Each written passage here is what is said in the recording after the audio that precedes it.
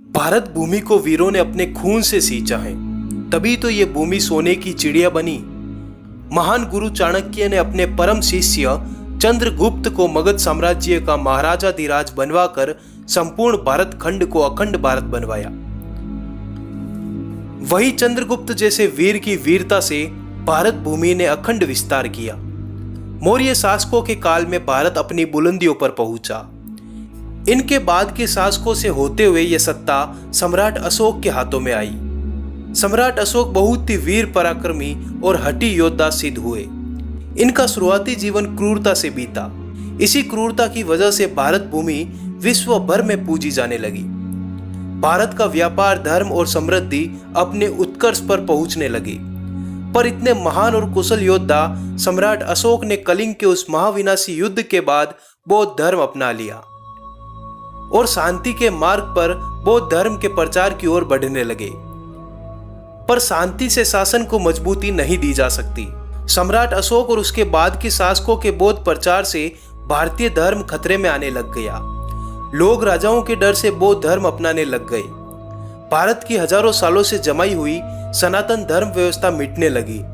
वहीं दूसरी तरफ उस जमाने का महान मौर्य साम्राज्य सनातन धर्म से अलग होने के कारण टुकड़ों टुकड़ों में बंटना शुरू हो गया, क्योंकि क्षत्रिय राजाओं ने बौद्ध राजा की अधीनता स्वीकार करने से मना कर दिया। वहीं एक तरफ दूर देशों के राजाओं ने सनातन धर्म त्याग कर बौद्ध धर्म के शांति की राहों को चुनना स्वीकार कर लिया।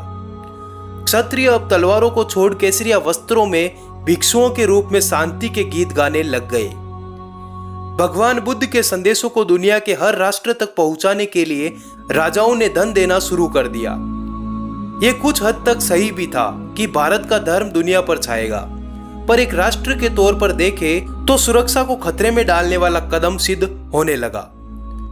कमजोर हो चुके मगध साम्राज्य के सम्राट वृद्धरथ की शांति की राहों पर चलने के चलते विदेशी यवन यूनानी डेमेट्रियस ने मौका पाकर लगातार भारत के सिंध पर हमले करने शुरू कर दिए।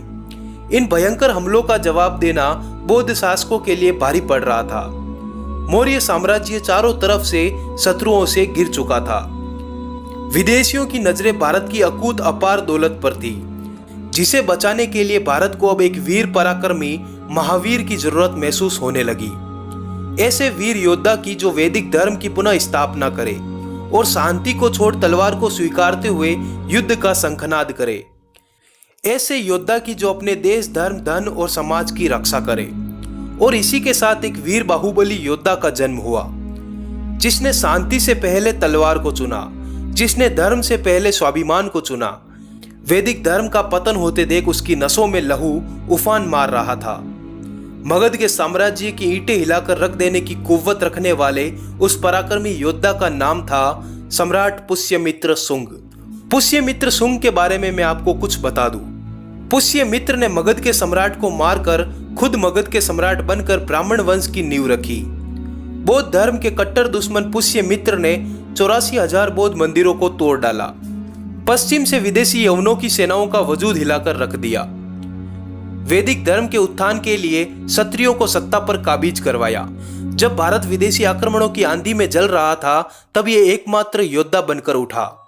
आइए देखते हैं डिमांडिंग पंडित के साथ इतिहास के इस अनसुने पन्ने की पूरी दास्तान। इस वीडियो को लाइक जरूर करें। चलिए शुरू करते हैं। पुष्यमित्र शुंग का जन्म ईसा के जन्म से 184 साल पहले हुआ था। पुष्यमित्र के जन्म के समय मगध के साम्राज्य पर सम्राट वृद्धरथ का राज्य था। सम्राट वृद्धरथ बौद्ध धर्म अपना चुके थे, जो मात्र शांति चाहते थे। इन्हीं सम्राट वृद्धरथ की सेना के सेनापति थे पुष्यमित्र शुंग, जो कि पूर्ण रूप से एक योद्धा थे, जो मात्र अपने स्वाभिमान के लिए जीते थे। पर इसी के साथ उधर भारत के सिंध की तरफ विदेशी ग्रीक डेमेट्रियस की सेनाओं ने सिंध के स्थानीय बौद्ध भिक्षुओं को अपने साथ मिला लिया। उन्होंने बौद्ध भिक्षुओं को अपनी बातों में उलझाकर कहा कि तुमने अगर हमारा साथ दिया तो हमारे राजा बौद्ध धर्म अपना लेंगे। इन्हीं बातों में उलझाकर विदेशी यवन सैनिक वृद्धरथ की सेना की तैयारियां देखने के लिए भिक्षुओं के भेष में बौद्धों के साथ रहने लगे। अब डेमेट्रियस द्वारा भारत विजय की तैयारियां शुरू हो गई।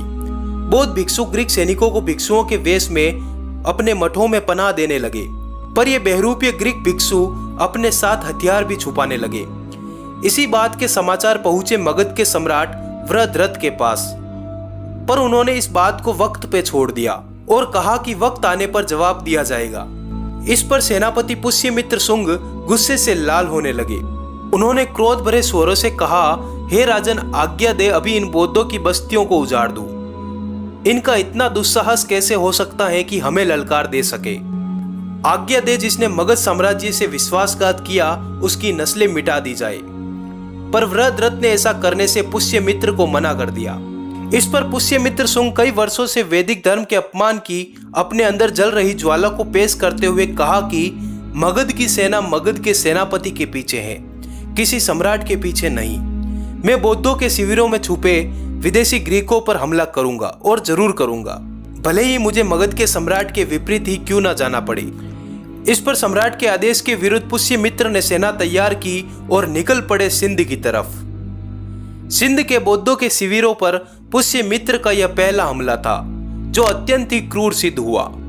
भिक्षु के रूप में छुपे 300 ग्रीक सिपाहियों को पुष्यमित्र के सामने जंजीरों में जकड़कर जब लाया गया तो एक एक ग्रीक सैनिक की गर्दनों को धड़ से अलग कर दिया गया और सभी बौद्ध भिक्षुओं को कैद करके मगध के सम्राट के सामने पेश किया गया।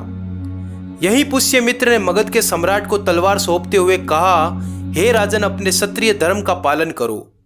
पर शांति के दूत वृद्धरथ पुष्यमित्र पर उनका आदेश न मानने के कारण पहले से नाराज थे।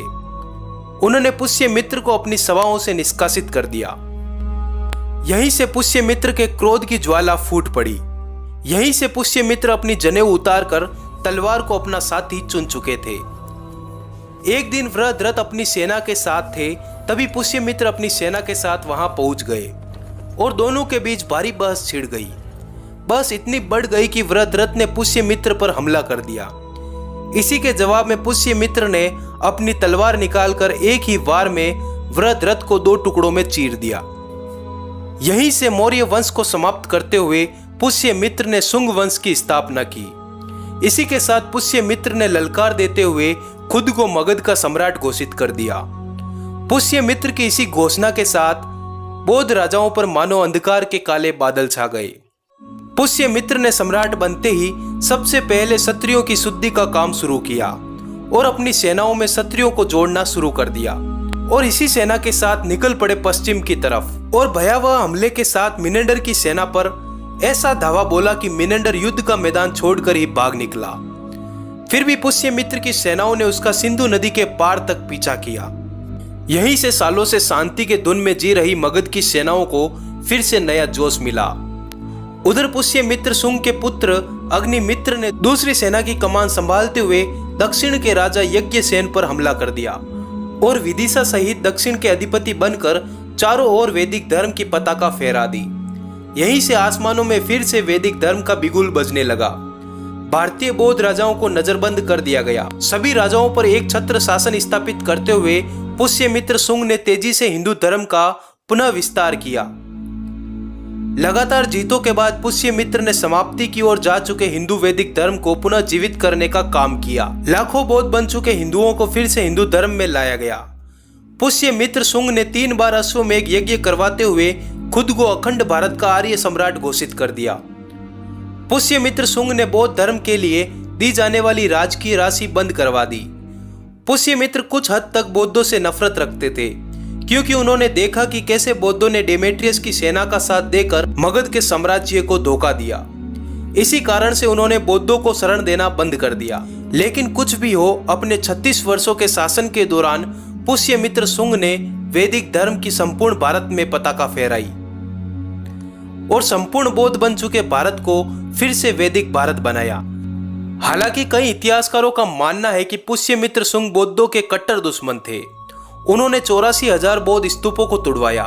उन्होंने प्रत्येक बौद्ध के गर्दन के बदले 100 स्वर्ण मुद्राएं देने का फरमान जारी किया। उन्होंने अपने राज्य में बौद्धों के प्रवेश पर पाबंदी तक लगवा दी और हजारों बौद्धों को मरवा दिया। इसी का जवाब देते हुए इतिहासकार डॉक्टर राय चौधरी लिखते हैं कि पुष्यमित्र शुंग बौद्धों का कट्टर दुश्मन नहीं था, वह मात्र सुस्त पड़ चुकी भारतीय सत्ता को जगाने आया था।